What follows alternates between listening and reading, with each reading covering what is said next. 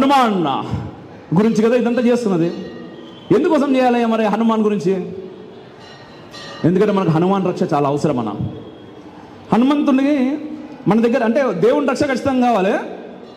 దానిలో ముఖ్యంగా మీలాంటి మనలాంటి ధర్మం గురించి ఆలోచించి ధర్మం గురించి పనిచేసే వాళ్ళకు హనుమంతుడి యొక్క రక్ష చాలా ఎక్కువ కావాలి.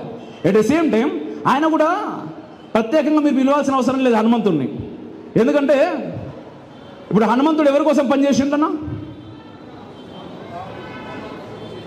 శ్రీరామచంద్ర ప్రభువు గురించి. శ్రీరాముని కోసం తన జీవితంలో అసలు ఇంకా ముందు ఆలోచించకుండా, నేను ఇది చేస్తానా అనే ఆలోచన కూడా లేకుండా, ఏదంటే అది ఈ క్షణం ఈ అవసరం వచ్చింది నేను చేసేస్తా కథం అట్లా మొత్తం చేసిండు. మరి శ్రీరాముని కోసమే ఎందుకు చేసిండు, రావణుని కోసం ఎందుకు చేయలేదు?